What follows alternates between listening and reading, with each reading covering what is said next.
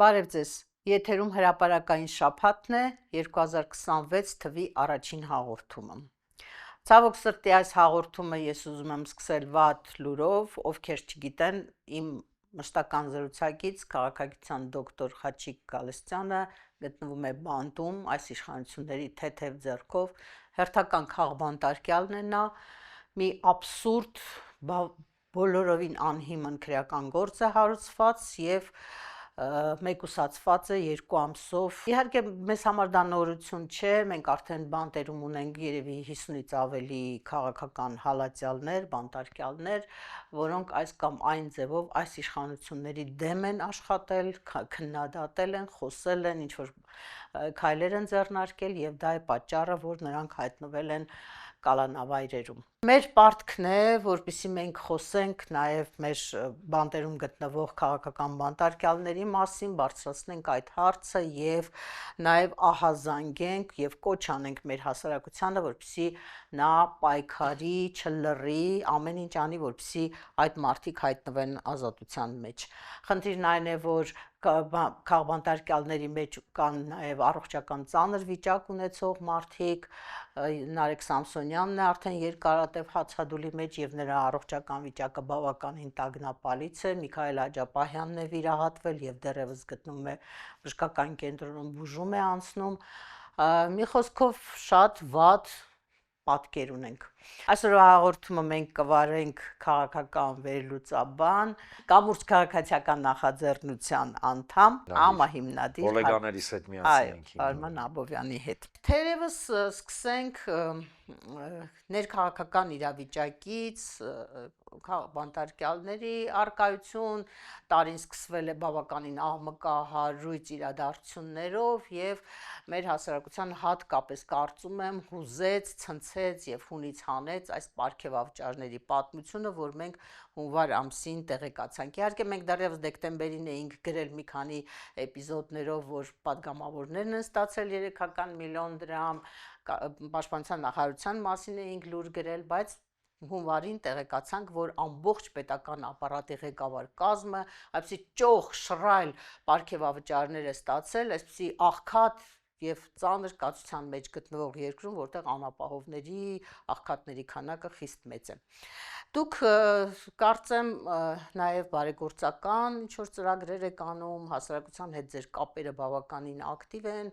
ձեր կարծիքով ինչպես են ընդունել մարդիկ այս լուրերը։ Տեսեք, նախ թույլ տվեք անդրադառնալ առաջին թեմային, որը հնչեցրեցիք, այն մարդկանց, ովքեր գտնվում են բանտերում, եւ այստեղ ես միանշանակ կիսում եմ այն մեղմ ասած մտահոգությունները, որոնք արտահայտում են, բայց գիտեք, Խաչիկի, Նարեկի, Վազգենի, Սրբազանների, թույնսներեն այն մարդիկ ում անունները չտվեցի, բանտում գտնվելը ինքը մի այլ ռակուրսից եկեք նայենք այն ռակուրսից, որ կհիշեք այսպես կոչված քաղաքակիրթ աշխարհը դե լավ կամ տարբեր Եվրոպաները թույլ տվեք այսպես որակավորել նախկինում տեսնակ շատ են չէ՞ դες նախքին խոսալ հիշացնենք էլի նախկինում ինչ էր կատարում եթե մենք էլ ենք որ մեկի դրանցից այն նուրբիկ մատիկը փուշիկ էր մտնում սկսած Եվրոխորհրդարանից եւ վերջացրած, չգիտեմ, նախագաներով, տարբեր եվրոպական դեսպաններով, Եվրամիության ներքնազգեստը պատրելով ընկնում էին փողոցները, ասենց լղոզելով արդյունքները իրենց, տենց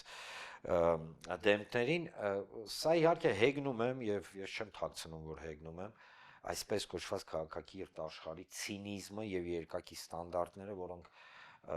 օրինակ տղերքի, բանտում գտնվելու պարագայում շատ ակնհայտ երևում են եւ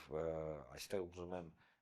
օգտվել առիթից եւ դիմել իբր են իրավապաշտպաններին, որ լափում էին, ասես տանիներով այդ գրանտային ծրագրերի վրա նստած էին, ուր եք։ Մի հատ ձեն հանեք, մի հատ գնացեք պարկեք մեկուսարանի դեմը, չգիտեմ, կոնֆերանսներ մարդը հացադուլ է անում 10 օրից ավելի, նույնիսկ մարդու իրավունքների պաշտպանը չի այցելել նրան, այնուամենայնիվ ստեղ իրենց գիտեք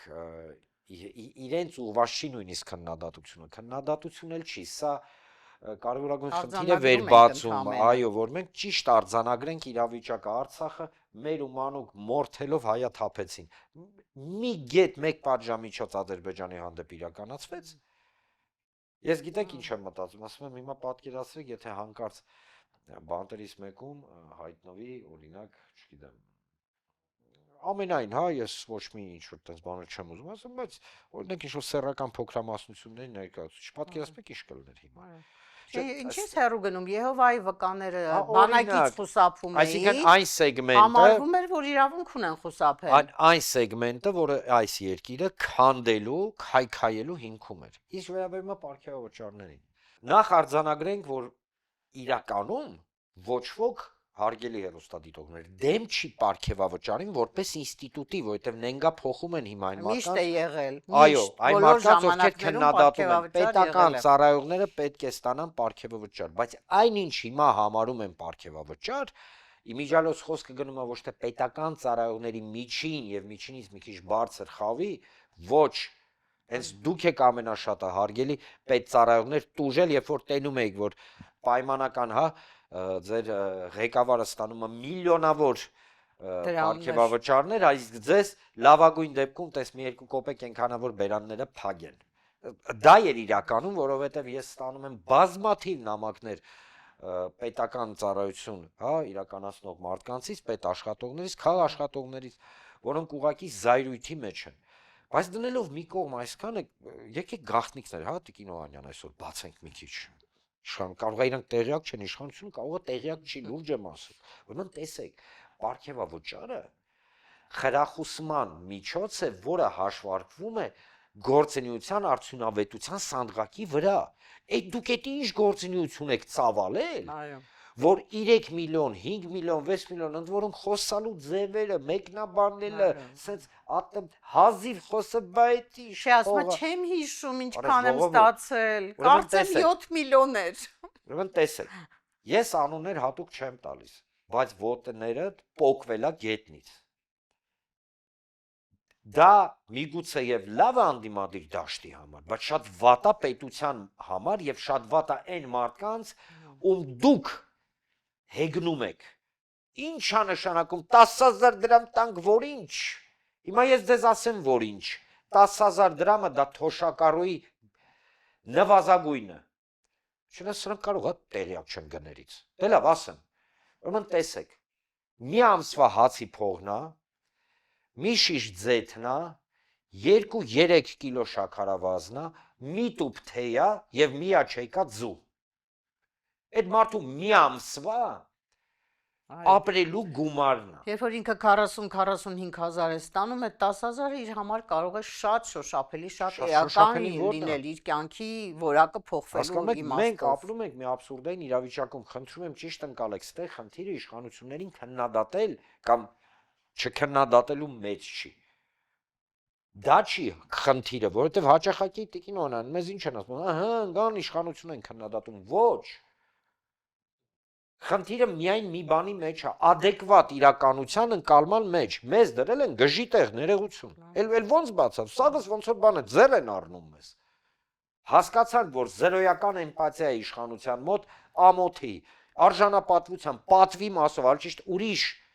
տեսլական է, իրանց ամոթը ուրիշ ամոթ է։ Չգիտեմ, կարող է իրանց մոտ ամոթ է, որ 3 միլիոն չստանան, ես չգիտեմ, բայց բավական է հեգնել, ձեռ առնել ժողովրդին։ Բանն է, ներողություն, ով էր, դե ասում Դե բարձրացնենք աշխատավարձը, ավելի վատ կսկսեք ապրել, ասում է, այդ թոշակները։ ասում են, չէ, գիտեք ինչ են ասում են, սա նրա համար է արվում, հա դե լավ, առաջին հերթին այդ ինչ փող է, նու էդի չեն ասը, մի անգամից ասեմ, ընդգծեմ, էդի չեն ասը, բայց կենթատեքստը դա է գալի, որ էդի շուխուր եք դրել, մեզ էդ են ասում, այդ շուխուր եք դրել, հա դե լավ հիմա։ Եվ երկրորդը ասում են հետևյալը, որ սա արվում է նրա համար, որ կոռուպցիայից ձեզ մնում, ձեզ տեղյակ պահենք։ Ոչ մոտիվացված գումարային պարգևավճարները կոռուպցիոն դրսևորում են, կարող է տեղյակ չեք։ Իսկ եթե մոտիվացված է, խնդրում ենք բոլորը, ով ստացել են այդ պարգևավճարները, օրինակ դիմեք Տիկին Օհանյանին, հա, ոչինչ, հենց, հա, ձեր այդ բան չի պատահի։ Դիմեք Տիկին Օհանյանին, թող ինքը հրապարակ թերթում տպագրի սանդղակը դուք լրացրեք ձեր KPI, գիտեմ, հետաքրքիր հասկանում են ինչ եմ խոսում։ KPI-ի սանդղակը, այսինքն այդ արդյունավետության, հա, սանդղակը տվեք, թող դրի ու կողքեք մեր աշկը, ասեք այդ տեսեք մեզ հələ 7 միլիոն չէ 70 էր հասնում, մենք համեստ մարդ ենք 7-ով ենք եզրափակվել։ Արեք, իրականում սա առանց հեգնելու, ձեռառնելու լուրջ առաջարկ եմ անում։ Չէ, բայց կարիք էլ չկա որ անեն, որովհետև իրենց աշխատանքի որակը մենք պետք է ամեն օր զգանք մեր կյանքում։ Հիմա տես, մի փոքրիկ անձրև եկավ, մի փոքր ձյուն եկավ, ամբողջ կյանքը պարալիզացվեց, քաղաքը չի մաքրվում, փողոցները սահադաշտ են դառնում, մարդիկ ջուրը լցվում է, անցումները մարդիկ չեն կարողանում փողոցն անցնել։ Մի որակը դա է, ասենք քաղաքապետարանը, որտեղ 360 միլիոն կարծեմ դրամի պարգևավճար էին բաժանել, նրանք էլ էին բաժանել անպայման։ Ու այդպես բոլոր համակարգերը, արդարադատության նախարար 7 միլիոն դրամ պարգևավճար է ստացել։ Որ արդարադատության համար, ինչով է մեր երկրի արդարադատության համակարգին ենթակա կառույցները, ինչով երբ են սկսել լավ աշխատել, ինչով է արտահայտվում այդ նրանց աշխատանքի որակը, նույն պաշտպանության նախարարությունը, որ համակարգը ուզում եք վերցրեք, կրթության նախարարություն, վերցրեք բոլոր համակարգերը դրեք համեմատեք, տեսեք, հիմա ինչ արդյունավետություն են դրանք ցուցաբերում։ Կարող է իրավիճակը այնպես է ստեղծվել, sense, վայ որ ասում եմ, ինչ պաշտպանեմ էլի, կարող է այնց է ստեղծվել, որ մենք չենք տեսնում, դա կարող է այն փողոցները, որոնք մենք տեսնում ենք ձնապատը, դի հատուկ տենց մեր համար փողոցներ, իսկ մնացածում ամեն ինչ լավ է, հասկանում եք, ախր բացի այս տոնայնությամբ խոսալուց էլ բան չի մնացել, հասկանում եք, մենք ուղղակի գտնվում ենք մի իրավիճակում, դուք բերեցիք օրինակ, հա, տարբեր ոլորտներում խնդիրները, ուրեմն, որ ավելի, ասես, ցայտուն լինի, օրեր առաջ Գագիկ Ծառուկյանը հանդիպում ունեցավ սպորտի աշխարհի ներկայացուցիչների հետ, որտեղ երկու շատ կարևոր, հա, մի խնդիրների անդրադարձավ, որոնք հարկ եմ համարում այսօր հնչեցնել, որովհետև ինքը այն կոնտեքստում է, որի մասին մենք խոսում ենք։ Մենք գիտենք, որ կա առաջարկ Հայաստանի շատ կարևոր պլատֆորմ, որի շրջանակում սպորտի աշխարհը ներկայացրել է սպորտը կողմնակից է առողջ ապրելակերպի եւ շատ մեծ, հա, sense ծրագիր է, որը մշակել են սպորտի արկարուն ուժեղ, հա, sense ասենք ներկայացուցիչները։ Ինչ ասում։ Ուրեմն մենք այսօր ունենք խնդիր թմրամոլության։ Տեսեք, այն աճը թմրամոլության, որը մենք տեսել ենք, որը զարմանալիորեն զուգադիպեց այս վերջին 5-7 տարիներին, չակերտներում զարմանալիորեն, ահռելի իրավիճակի է հասնում, երբ որ օրինակ թմրամոլների քանակը մաթեմատիկական պրոգրեսիայով աճում է։ Դրա մասին շատ քիչ է խոսվում, բայց բավական է ուղղակի շփվել ուսանողության կամ երիտասարդության հետ։ Այո, եւ երիտասարդացել են թմրամոլությունը շատ երիտասարդացել են։ Աղջիկ երեխեքը բան են թմրանյութ են օգտագործում։ Դա իմիջիայլոց ասել էր կախվածությունների կենտրոնի նախկին տնօրեն հարցազրույցերից մեկում մատնանշել է, ես ուղղակի սարսափի մեջ եմ։ Հիմա պետությունը ինչպես պետք է դրա դեմն առնի, որ ոլորտում է աշխատում, ասեմ դες ավելի նույն թմրամոլության դեմ պայքարը ինքը այսօր կարևորագույն արդիական խնդիրներից մեկն է մեր առջև կանգնած, որը մեր երկիրը խժռում է ներսից, մենք չենք զգում, դա քաղցկեղի նման մի բան է։ Մտելա տաները, ընտանիքները տարակցնում։ Աստված ոչ անի։ Մեկի երեխեն եթե հանգարց է զառազային կպավ։ Հիմա էլ հասանելիությունը այնքան հեշտացրել են, ես չեմ ասում ոստիկանությունը վատ է աշխատում կամ լավ է աշխատում, այստեղ խնդիրը կոմպլեքսային մոտեցման մեջ է։ Օրինակ նույն անդրադարձանք, այո, չասեմ բացի դպրոցը,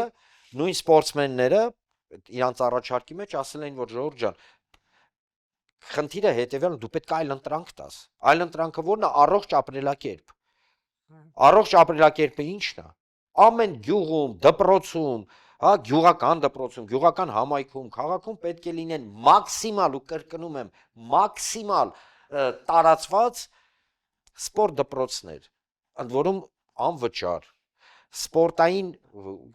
ասում եմ, գույքա, բանը, այսինքն ժողովուրդ երիտասարդությանը պետք է, այո, օջախներ, ամեն ինչ, այո, կամ այլ եւ զվարճություն, եւ զբաղմունք, եւ կամ այլ խնդրի շուրջ ենք խոսում։ Շատ կարևոր է։ 20 թվականի 44-րդ պատերազմից հետո մենք գիտենք հազարավոր մեր երիտասարդները ցավոք ստացան վիրավորվեցին եւ շատ հաշմանդուն այդ մարդկանց մասին ով պետք է մտածի, ով պետք է ընդհանրապես այդ մարդկանց մասին մտածի, այդ տղերքի որ գնացին իրանց առողջությունը դրեցին, որ այսօր 3 միլիոն դրամ կամ 5 միլիոն դրամ պարգևավճար ստանան, հա, ով է մտածելու դրանց մասին։ Իմիջիայլոց այդ քննարկման ժամանակ սպորտի ներկայացուցիչների, հա, հետ պարոն Ծառուկյան անդրադարձավ այդ խնդրին, որովհետև այդ մարդկանց տղերքին, որոնք իրենց ամենաթանկը առողջությունը դրեցին այդ ամեն ինչի վրա, ով պետք է իրանց տեր կանգնի, եւ այո, ծրագիր են մշակել, որ անվճար, այո, այդ տղերքը իրավունք պետք է ունենան եւ ունենալու են, որ գնան եւ նույն սպորտով զբաղվեն, մարզվեն, ինչ որ հասկանում եք, չէ՞, խորքային խնդրի հարցը։ Դե տես, ես կարծում եմ, որ նաև այդ թմրամիջոցների, այդ վնասակար այդ սովորույթների դեմ պայքարի մի օջախել, օղակել, եկեղեցին է, չէ՞, ի վերջո։ Այդ հոգևորն է, հավատն է նաև, հա, եկեղեցու հետ կապվածությունն է։ Իսկ ինչ է անում այս իշխանությունը։ Եկեղեցու տակ ռումբը դրել է ու պայթացնում է։ Ամեն օր մի հոգևորականի ստիպում են դավաճանի իր հավատքին, իր եկեղեցուն, իր տված ուխտին, անցնի իրենց կողմը, պառակտում, խառնակցություն, հա, ասենց բայց մի խայտառակ process, որը նաև այս պետության հիմքերին է խփում ի վերջո։ Այստեղ խնդիրը հետևյալն է։ Արվելա շատ սարսափելի մի բան Տիկին Օհանյան, որի մասին իմիջիայլոց մենք ձեզ հետ զրուցել ենք, եթե չեմ սխալվում անցած տարի, երբ որ կտրվում է սերունդների միջև կապը, ու դա հատուկ է արվում։ Ինչն է կապը։ Դա որոշ, հա, բարոյահոգեբանական դրույթների, շրջանակների, հա, համաձուլումն է, երբ որ մեծը պուճուրին սովորացնում է, սկսած թմրամոլություն, սկսած փոխանցում է իր սովորածը, իր գիտելիքը, ես ձեզ ասեմ մի բան, քաղաքացիական նախաձեռնություն կամուրջը, այո, առաջարկների փաթեթ է նախապատրաստում Հայաստան, առաջարկ Հայաստանի կոնցեպտի համար, որ ներգրավի, որի հիմնական մեխը լինելու է այդ սերունդների միջև կամուրջներ ձևավորելու համար։ Կամուրջ բառը դրանից է գալիս, հա, երևի։ Մենք առհասարակ աշխատում ենք կամուրջներ ձևավորենք այն առողջ ուժերի, ոչ միայն քաղաքական, հա, հասարակական, սոցիալական, տնտեսական, ինչ ոչ չնայած տնտեսականը ամենակիչն է, մենք տնտեսականին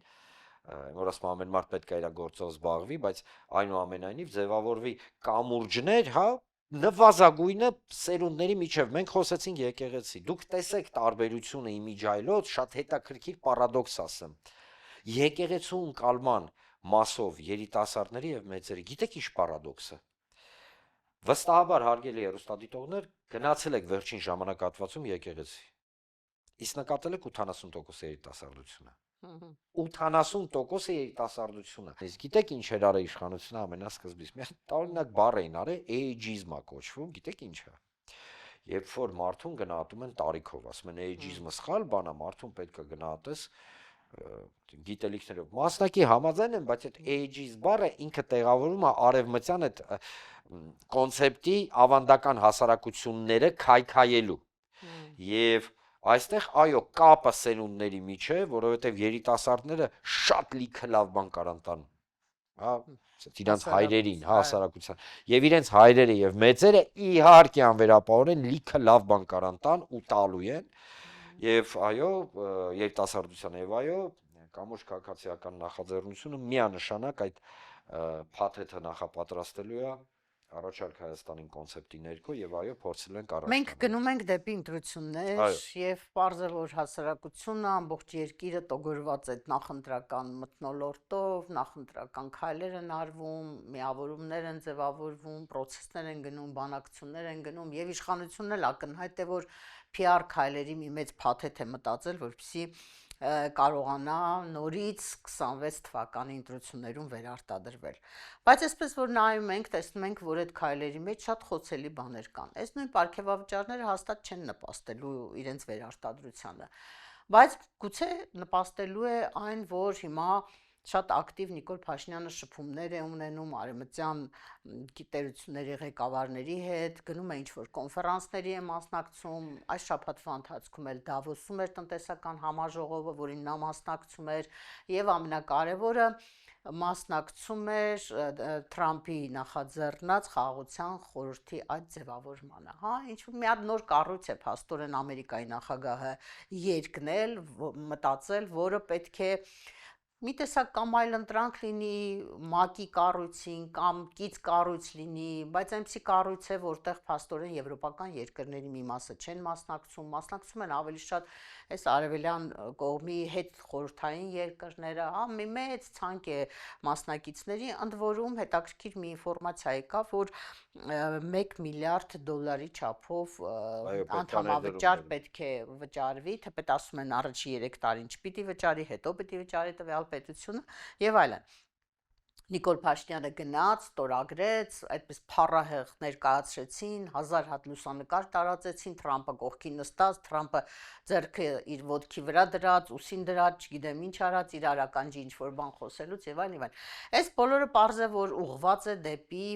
ընտրություններ նախընտրական PR-ի շրջանակներում է արվում։ Ազդելու է ձեր կարծիքով դա ընտրողի գիտակցության վրա եւ ինքը ասելու է, այ եթե Թրամփը իր հետ ինչ-որ բան ստորագրեց, ինքը ձեռքը դրեց Թրամփը իր ոտի եւ այլն գնամ ուրեմն Նիկոլին ձայն տամ ես։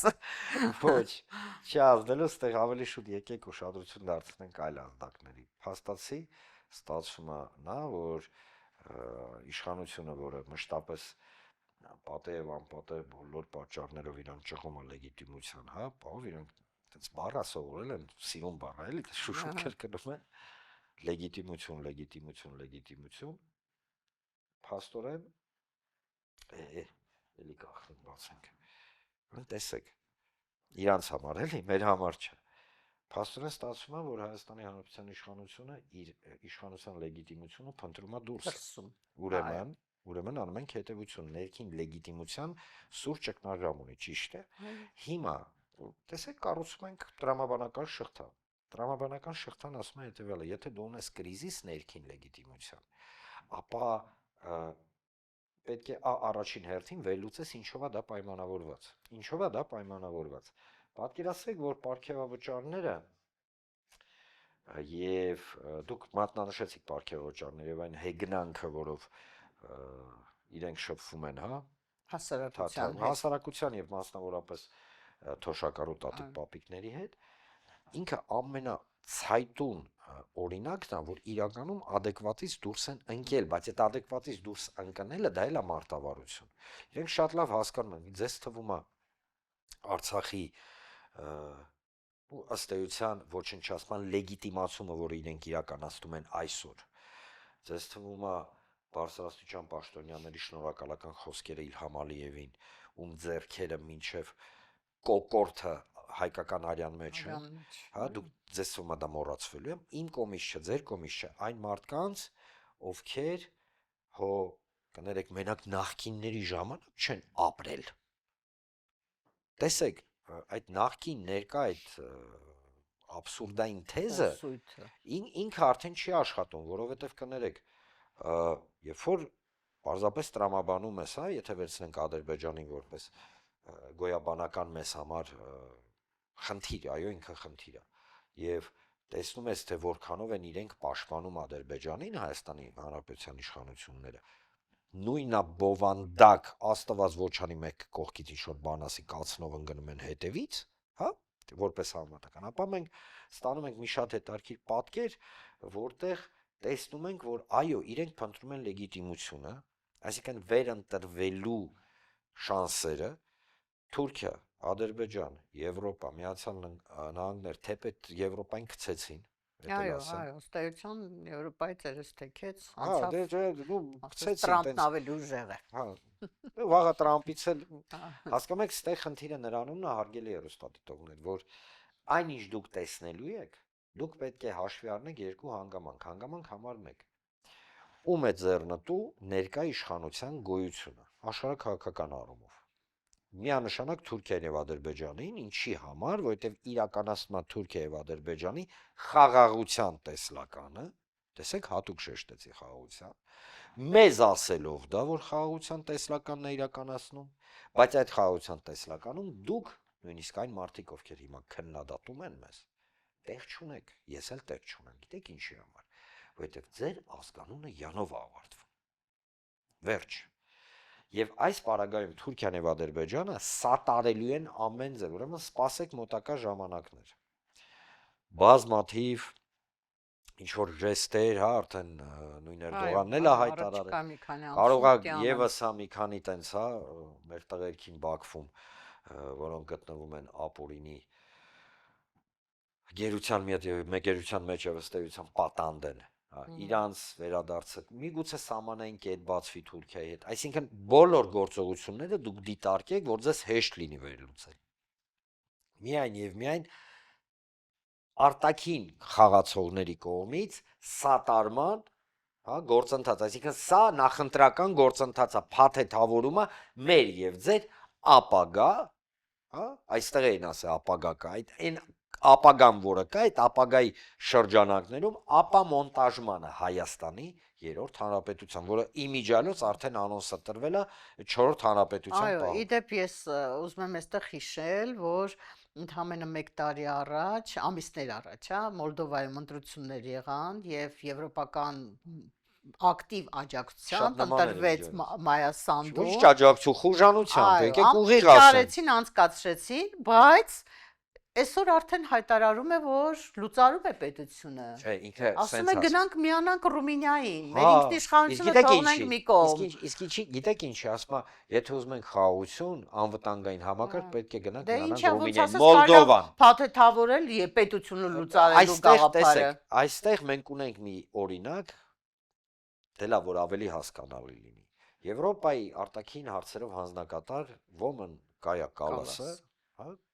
հայտարարում է, որ Հայաստանին սատարելու են մոլդովական պայմանական սցենարով։ Մոլդովական սցենարի Հայաստանի սատարումը ընտրությունների ժամանակ նշանակում է ուղղակի բեսպրեդել ներողություն այս բառի համար ամեն կերպ։ Դե լավ։ Այսօր Մոլդովայի նախագահ Մայա Սանդուն պաշտոնապես ասենց ճմռվելով սիրտը ասում է, դե մենք պետքա միանանք, ձուլվենք Ռումինիայի հետ, սա մոլդովական սցենարն է, էլի։ Չէ, մեզ չեն ձուլելու Ռումինիայի հետ, մեզ մեկ ուրիշ ձուլարան են տանելու։ Հա, ասում է, ձուլվենք, որովհետև մեր անվտանգությունը կարող ապահովի միայն մեր հարևան, հա, էթնիկ մոտիկ ինչ որ մի միավոր։ Իհարկե, ուղիղ անալոգիաներ անցկացնել այդքան կոռեկտ չի, մոլդովացիները շատ նման է, միասը։ Չէ, ես պարզաբանենք թե չէ, ես ինչի համար եմ ուզում պարզաբանեմ, որովհետև հեսա վերցնելու են ու նախորոք ասենք, տեսեք, մոլդովացի ռումինացիները նույն էթնոքաղաքական միավորից են դուրս եկել։ Թուրքերը ու հայերը տարբեր, բայց արի ու տես, որ հիմա իշխանությունը ինչ է խոսում, ասում է, հիշեք, որ հայերը հարյուրավոր տարիներ անվտանգ ապրել են Թուրքիայում ու Օսմանյան կայսրությունում։ Այսինքն այստեղ էթնիկ ընդհանրությունը մեր պարագայում փորձում են փոխարինեն էթնոքաղաքական դե լավ այսպես ասենք եւ անցածորն էլ ասում է որ դրա համար է ուզում պարզաբանել ընդհանուր էներգահամակարգ ունենանք Թուրքիայի եւ Ադրբեջանի հետ մարդը արդեն բացահայտ խոստովանում է այդ մասին որ չստացվի որ ես ու Տիկին Օհանյանն նստած մենակ քննադատում ենք տեսեք Ադրբեջանը ունի կոնցեպտ Արևմտյան Ադրբեջանը, որից չի հրաժարվել, որը պետական կոնցեպտ է։ Ադրբեջանի նախագահի աշխատակազմը ֆինանսավորում է Արևմտյան Ադրբեջան կոչվող այդ հասարակական կազմակերպությունը։ Բացի ֆինանսավորումը, Ադրբեջանի ղեկավարը բացահայտ ուղիղ շատ սրտնեղում է, օրինակ Երևան, հա, բառից, Սևան բառից, պնդում է, որ մենք քոչվորենք իրենք բնիկ են ու իրենք պետք է գան իրանց տները զուգահեռաբար այն նախագահան, հա, Ադրբեջանի նախագահի մասին է խոսքը գնում, Իլհամ Ալիևը, ում սրտաճմլիկ շնորհակալություններ էին հայտնում Հայաստանի Հանրապետության բարձրաստիճան պաշտոնյան, եթե չեմ սխալվում նախագահն։ Վահագն Խաչատրյանը։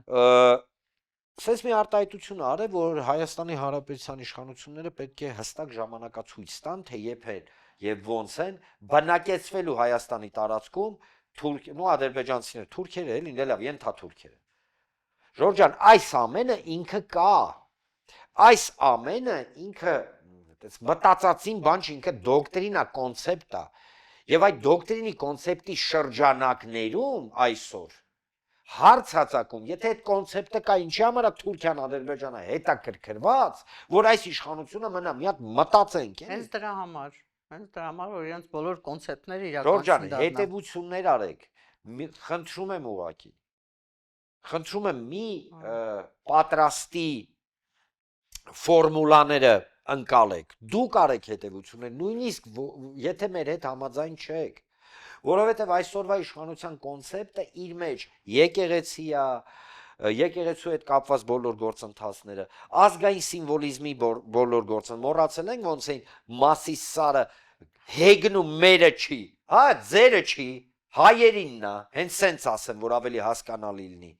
հայերինն է, այո, Մասիս, երբ որ փորձում էին այդ բոլոր գործընթացները ձևավորել, ինչի համար էին անում, շատ պարզ պատճառով, քողարկված մեզ ասում են հետևյալը, դադարի լինել հայ, եւ քեզ թուրքը չի սպանի, իսկ իրականությունը հետևյալն է, դու կարող ես մոռանաս, որ դու հայ ես, դու չէ հարգելի հեռուստադիտող, դու հաստատ չես մոռանա, ինչ որ մի մեկը օրինակ, հա, որոշում է մոռանա, որ ինքը հայ է, բայց թուրքը չի մոռանում, բայց թուրքը դա չի մոռանում ախր, մենք հրաժարվում ենք հասկանալ դա, խաղաղության ձգտումը մենակ մեզնով չի, Ժորժ ջան, այդ ոնց է ստացվում, մեզ մեղավոր է դարձնում ես իշխանությունը նրանում, որ մեզ կոտորում են, հասկանում եք, մեզ տենց է ստացվում, չգիտես ինչու մենք ենք մեղավոր, բայց մեր Արևմտյան Հայաստան, Նախիջևան, որը հայաթափվեց, ամենախաղաղ ժամանակաշրջանում, երբ որ Խորհրդային Միության մեջ էինք, մի պետություն ենք, մի անձնագրով ենք, այդ ոնց հայաթափեցին, Արցախի հայաթափությունը, ու դրանից հետո կայնում ասում են, մենք կարող ենք միասին ապրել, շնորհակալություն բանի համար, Ժորժ ջան, խաղաղության համար եմ, Ժորժ ջան, եւս մեկ անգամ, խնդրում եմ ուղղակի, դուք արեք հետևությունները, ես ուզում եմ խաղաղություն, մենք բոլորս ուզում ենք խաղաղություն, բայց խաղաղության դոկտրինը, որը ներկայացվում է իշխանության կողմից, դա գետոյի, այսինքն սահմանափակ տարածքի ոչնչացման, անխուսափելի ոչնչացման պահ է, մեզ ստորացնում են ամենօրյա ռեժիմով ասելով, որ մենք համաձայնվեցինք մոռանանք մեր տղերքի թափած արյունը, մոռանանք ով ենք մենք 80 դրամի դիմաց, որ 80 դրամով բենզինը էժանացավ, ամեն օր աշկներս են մտցնում, ժողովուրդ ջան, դա բերելու է արհավիրքի, արհավիրքը բերողը իրանք են, ոչ թե այն մարդիկ, ովքեր ասում են արհավիրք մի բերեք, էլ ոնց բացատրենք։ Եվ մի լրացում էլ անեմ, այն time out ասեմ, թե ասեմ այս պաուզան, հա, որ վերցրել են նույն Էրդողանը, Ալիևը, ադրբեջանական քարոզիչները, մեղմացրել են իրենց լեքսիկոնը որոշակիորեն, գնում են, ժպտում են, ձեռքն են բռնում Նիկոլի, ինչ որ փաստաթղթեր են ստորագրում եւ այլն, դրանք ընդհանրապես նրա համար են, որպեսզի մի քանի ամիս մեր ժողովրդի զգոնությունը բթացնեն, որպեսզի մենք հունիս ամսին գնանք, ընտրենք, վերարտադրենք այս իշխանություններին եւ նրանից հետո արդեն այլևս նույն Ալիևի, Էրդողանի ծրագրերի առաջ ոչ մի խոչընդոտ չի լինելու։ Այո, սատարում են եւ դա հունիսից հետո մենք նոր կտեսնենք, թե ինչ զարգացումներ են լինելու այս տարածաշրջանում։ Այնպես որ մի հավատացեք այդ խոսույթին, այս իշխանությունների, որն ասում է, որ մեղմացել է, փոխվել է, մենք խաղաղության ենք գնում, մենք բարիդրացիական հարաբերություններ ենք կառուցում, տեսեք, առևտուր ենք անում միմյանց հետ, կարող ենք նաեւ ընդհանուր էներգահամակարգ ունենալ, չգիտեմ ինչեր կառուցել միմյանց հետ, այդ բոլորը ընդհանրապես ժամանակ շահելու նպատակ ունի, որպեսզի հունիսին վերարտադրվի այս իշխանությունը։ Եվ վերջացնելով, Ժորժ ջան, ուրեմն լսեք։